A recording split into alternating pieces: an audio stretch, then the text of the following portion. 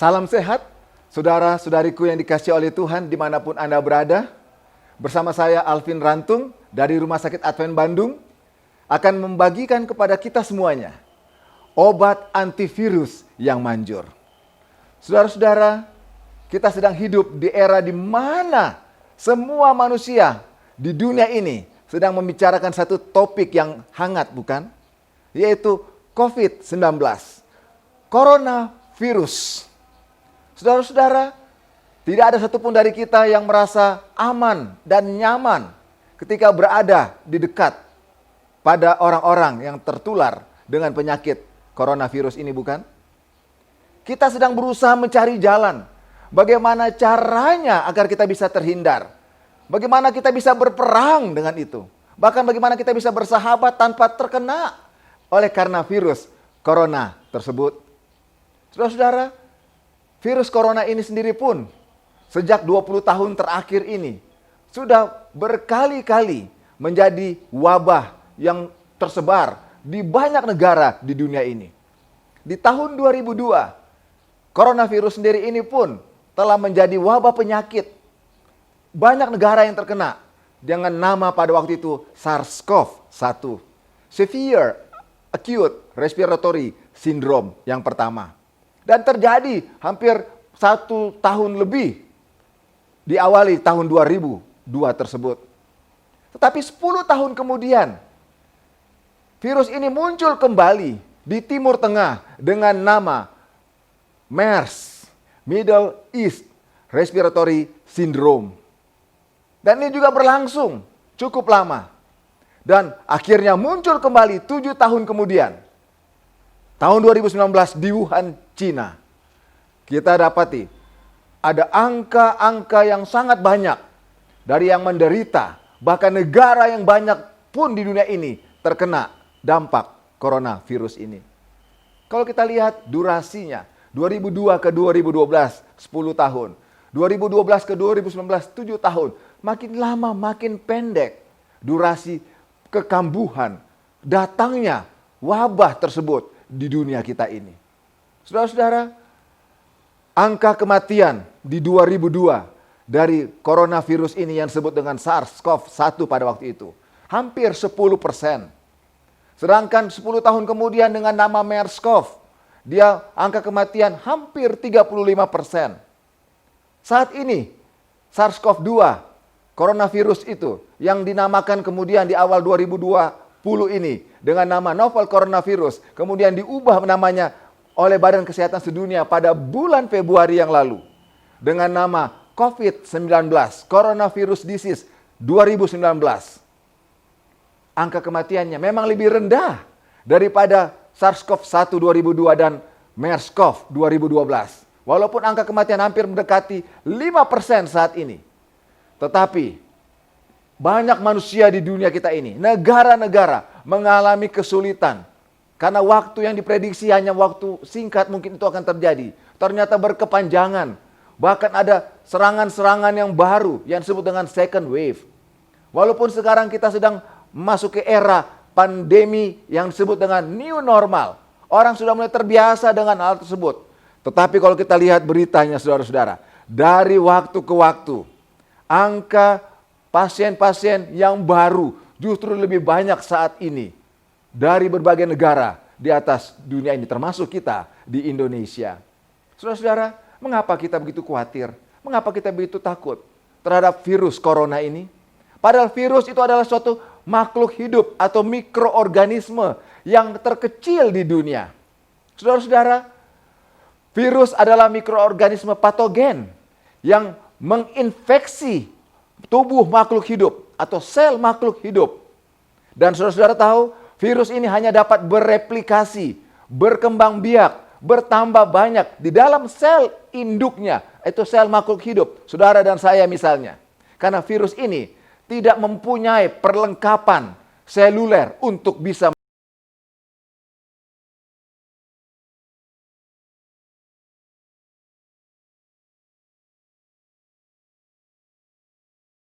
melakukan reproduksi itu kalau tidak ada sel induknya. Saudara-saudara, virus ini juga adalah bahkan materi yang kita bisa sebut dengan parasit yang hanya mendapatkan makanan dan kehidupan dari sel makhluk hidup tempat dia tinggal.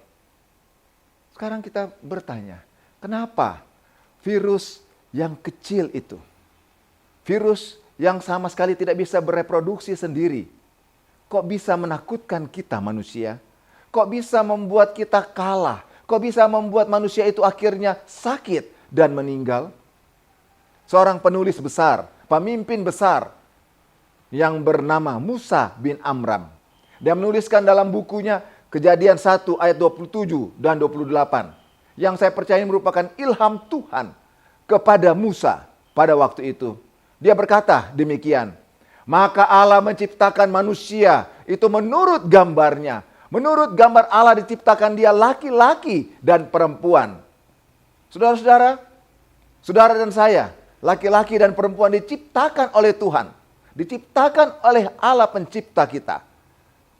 Dan kalau kalimat selanjut daripada apa yang ditulis oleh Musa ini adalah Allah membuat mereka, membuat manusia itu laki-laki dan perempuan beranak cucu dan bertambah banyak.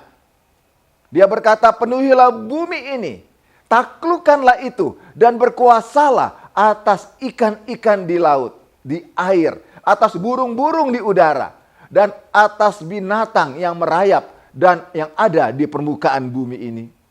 Tuhan menciptakan saudara dan saya untuk bisa menaklukkan dan berkuasa atas semua makhluk hidup yang Tuhan ciptakan. Dan ketika Tuhan perintahkan kita kepada manusia, sebenarnya kita tidak perlu takut dengan ciptaan yang lain. Karena kita yang diperintahkan Tuhan untuk mengaturnya. Tapi pertanyaannya, mengapa sekarang virus yang kecil itu menakutkan kita? Saudara-saudara, ketika Tuhan perintahkan untuk bisa mengatasi hal tersebut, Tuhan sudah membuat benteng pertahanan tubuh kita. Bila mana ada sesuatu yang paling kecil termasuk virus, itu masuk ke dalam tubuh kita. Virus itu tidak bisa kita lihat dengan mata telanjang sebagai orang berdosa saat ini. Tapi ketika dia berada di sekitar kita dan masuk ke dalam tubuh kita, Tuhan sebenarnya sudah membuat pertahanan-pertahanan yang berlapis-lapis. Dan itu yang disebut dengan sistem kekebalan tubuh kita, sistem imunitas kita. Yaitu yang suatu sistem yang berperan untuk mengatasi benda-benda asing yang dari luar tubuh kita, yang akan masuk ke dalam tubuh kita dan bisa merusak dan mengganggu fungsi daripada tubuh kita sendiri. Fungsi sistem pertahanan itu, saudara-saudaraku, adalah untuk bisa mempertahankan dari serangan virus itu sendiri, atau dari makhluk yang paling kecil yang kita sebut virus tadi. Bahkan juga bisa melindungi tubuh kita dari agen-agen yang lain yang bisa masuk ke dalam tubuh kita, seperti debu, seperti asap, dan faktor-faktor alergen yang lain.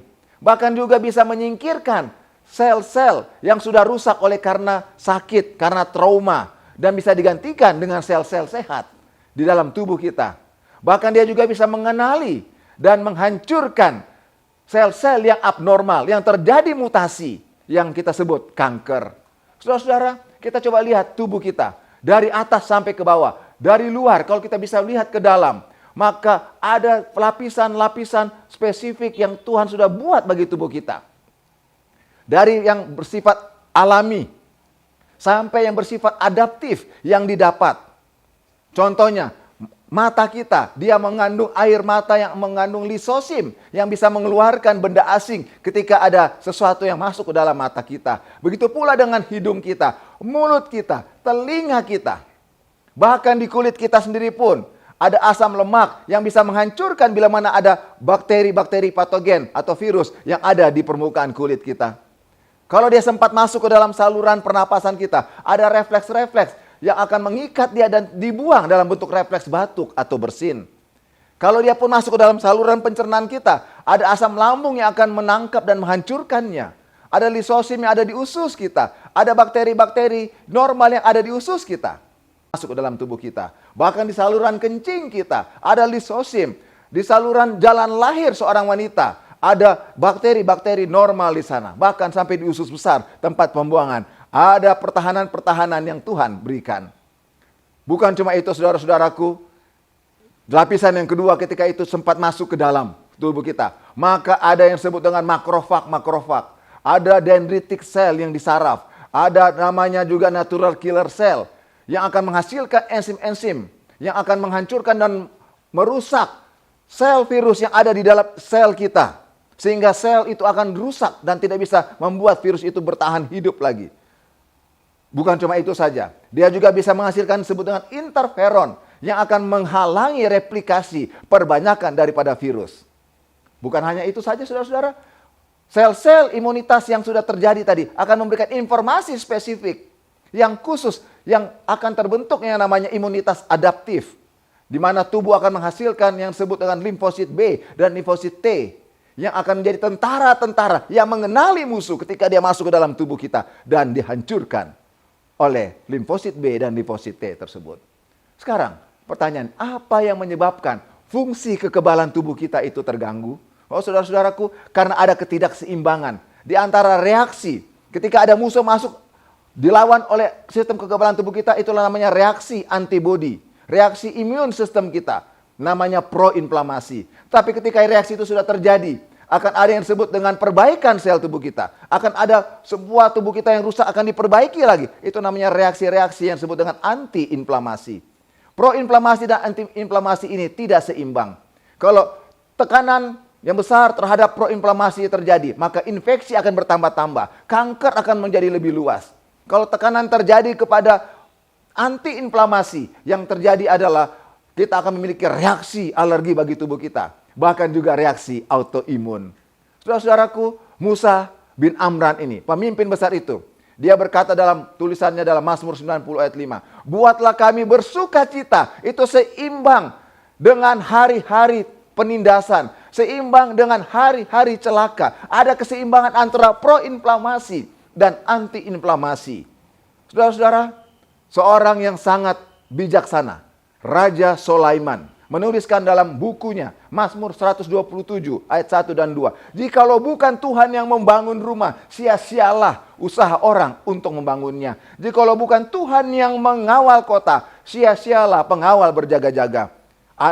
Ayat ini sedang berbicara tentang sel tubuh saudara dan saya. Jikalau bukan Tuhan yang memperbaiki inti sel yang ada DNA-nya di sana, sia-sia semua usaha kita bekerja mencari uang dan lakukan berbagai hal. Jikalau juga bukan Tuhan yang membuat pengawal berjaga-jaga, sistem kekebalan tubuh kita berjaga-jaga seperti tadi yang sudah dijelaskan, sia-sia juga usaha kita untuk melakukannya.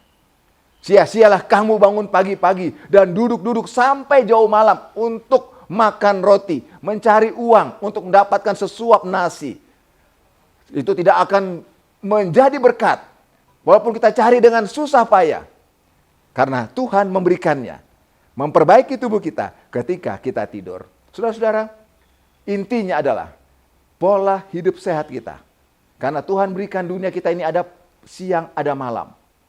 12 jam siang, 12 jam malam. Semuanya seimbang.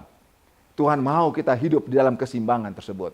Harian Republika di bulan Februari yang lalu menyatakan bahwa daya tahan tubuh kita adalah kunci untuk menangkal virus corona itu sendiri. Saat ini saya akan membagikan kepada saudara-saudara sekalian. Ada 10 tips bagaimana cara untuk menghidupkan 10 hukum kesehatan, yaitu hidup sehat. Hidup sehat terdiri dari akronimnya adalah H, adalah hati yang gembira. I, istirahat yang cukup. D, diet yang seimbang. U, udara yang bersih. P, pengendalian diri. Itu kata hidup. Kata sehat. S, sinar matahari yang cukup. E, energik berolahraga. H, hubungan sosial yang baik. A, air jernih yang cukup. T, Tuhan yang terutama. Saudara-saudara, ketika kita menghidupkan pola hidup sehat ini, 10 hukum kesehatan itu sebenarnya adalah obat yang paling manjur untuk mengalahkan coronavirus. Saudara-saudara yang dikasihi oleh Tuhan, hidup sehat itu keren. Kita berdoa, kita akan tetap sehat. Dan bila kita sedang sakit saat ini, kita akan cepat pulih. Karena kita memiliki obat yang manjur itu. Tuhan memberkati kita semuanya. Adalah doa dan harapan saya. Sampai jumpa.